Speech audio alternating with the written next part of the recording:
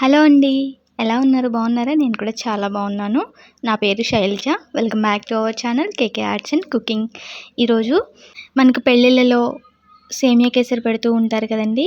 అదే స్టైల్లో నేను మీకు చేసి చూపించబోతున్నాను. చక్కగా పొడిపొడిలాడుతూ చాలా బాగుంటుంది. దీనికోసం ప్యాన్లో ఒక 2 టేబుల్ స్పూన్ల నెయ్యిని వేసుకోండి. దానిలో మీకు నచ్చిన డ్రై ఫ్రూట్స్ వేసుకోండి. నేను జీడిపప్పు, బాదంని ముక్కలుగా కట్ చేసి వేసాను. అలాగే కొద్దిగా పుచ్చగింజలు, సన్ఫ్లవర్ సీడ్స్, అలాగే కొద్దిగా గుమ్మడి గింజలు వేసుకొని వేయించుకుంటున్నాను. దీనిలోనే కొద్దిగా కిస్మిస్ వేసుకొని అన్నీ వేగేలాగా కలుపుతూ వేయించుకోవాలి. చూసారు కదా, ఇలా వేగిన తర్వాత ఒక ప్లేట్లోకి తీసి పక్కన పెట్టేసుకోండి. డ్రై ఫ్రూట్స్ ఇవే వేసుకోవాలని ఏం లేదండి. మీకు నచ్చినవి, మీకు అవైలబిలిటీ ఉన్నవి వేసుకోవచ్చు. చూసారు కదా, ఇలా కొద్దిగా వేయించుకొని ఒక పక్కన పెట్టుకోవాలి. అదే కళాయిలో నెయ్యి ఉంటే పర్వాలేదు, లేదంటే ఇంకొక టేబుల్ స్పూన్ యాడ్ చేసుకోండి. దానిలోనే 1 కప్పు వరకు సేమియా వేసుకొని వేయించుకోవాలి. ఈ సేమియాని మనకి రోస్టెడ్ దొరుకుతాయి కదండి, అవి కాకుండా మామూలుగా ఉన్నవైనా తీసేసుకోవచ్చు. వాటిని ఇలా దోరగా వేయించుకోవాలి. సేమియాని వేయించడంలోనే ఇది మంచి టెక్స్చర్ అయితే వస్తుందండి. చూసారు కదా, ఇలా గోల్డెన్ బ్రౌన్ కలర్ వచ్చేంత వరకు అయితే కలుపుతూ వేయించుకోవాలి. వీటిని ఒక ప్లేట్లోకి తీసి పక్కన పెట్టేసుకోండి. 1 కప్పు సేమియా తీసుకుంటే 2 కప్పులకి ఒక పావు కప్పు తగ్గించి వాటర్ పోసుకోండి. దానిలోకి కొద్దిగా కలర్ కోసం ఫుడ్ కలర్ యాడ్ చేస్తున్నాను. వేసుకోకపోయినా పర్వాలేదండి. ఒకవేళ కుంకుమ పువ్వు అవైలబిలిటీగా ఉంటే కుంకుమ పువ్వు అయితే వేసుకొని వాటర్ని ఇలా బాయిల్ చేసేసుకోండి. ఈ వాటర్ బాయిల్ అవుతున్నప్పుడు ముందుగా వేయించి పక్కన పెట్టుకున్న సేమియాని వేసి పూర్తిగా వాటర్ ఇంకిపోయేంత వరకు ఉడికించుకోవాలి.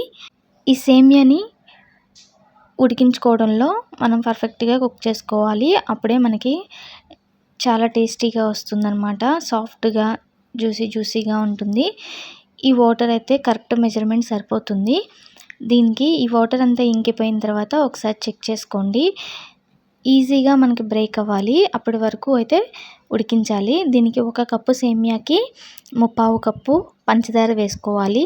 మీరు బెల్లంతో అయినా చేసుకోవచ్చు, నేను పంచదారతో చేస్తున్నాను. మీకు స్వీట్ ఇంకా ఎక్కువ కావాలి అనుకుంటే ఇంకొంచెం స్వీట్ వేసుకొని అడ్జస్ట్ చేసుకోవచ్చు. చూసారు కదా, ఇప్పుడు మనం పంచదార వేసిన తర్వాత మొత్తం కలుపుతూ ఉండగా అది మళ్ళీ వాటర్ అనేది ఫామ్ అవుతుంది. పంచదార కరిగిన తర్వాత ఆ వాటర్ని అంతటినీ కూడా పీల్చుకొని మనకి సేమియా థిక్ కన్సిస్టెన్సీకి వచ్చేంత వరకు కుక్ చేసుకోవాలి. దీనిలోనే 1 టేబుల్ స్పూన్ వరకు ఇలాచీ పౌడర్ యాడ్ చేసుకుంటున్నాను. మంచి ఫ్లేవర్ వస్తుంది, టేస్ట్ చాలా బాగుంటుంది. చూసారు కదా, ఇలా అంతా చిక్కబడేంత వరకు కలుపుతూ వేయించుకోవాలి.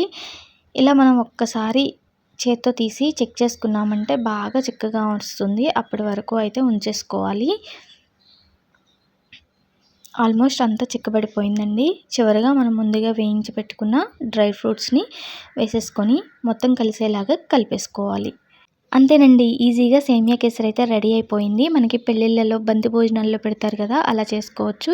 అలాగే మనకి పూజ చేసుకునేటప్పుడు నైవేద్యంగా కూడా సమర్పించుకోవచ్చు. మీకు వేసుకోవాలి అనుకుంటే కొద్దిగా పచ్చకర్పూరాన్ని ఒక చిటికెడు వేసుకోండి.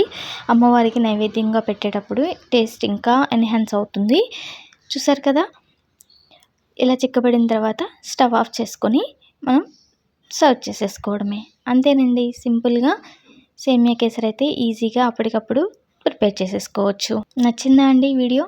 అయితే ఒక లైక్ అయితే ఇచ్చేసేయండి. ఇది కొద్దిగా ఆరిన తర్వాత ఇంకా కొంచెం థిక్ కన్సిస్టెన్సీకి అయితే వచ్చేస్తుంది, పొడి పొడిలాడుతూ ఉంటుంది. దేవుడికి నైవేద్యంగా కూడా సమర్పించుకోవచ్చండి, చాలా బాగుంటుంది. ఒకసారి ట్రై చేయండి. వీడియో ఎలా అనిపించిందో కామెంట్ చేయండి. మీ ఫ్రెండ్స్ అండ్ రిలేటివ్స్కి తప్పకుండా షేర్ చేయండి. అలాగే మన ఛానల్ని మీరు ఫస్ట్ టైం చూస్తున్నట్లయితే సబ్స్క్రైబ్ చేసుకోండి. Thank you for watching.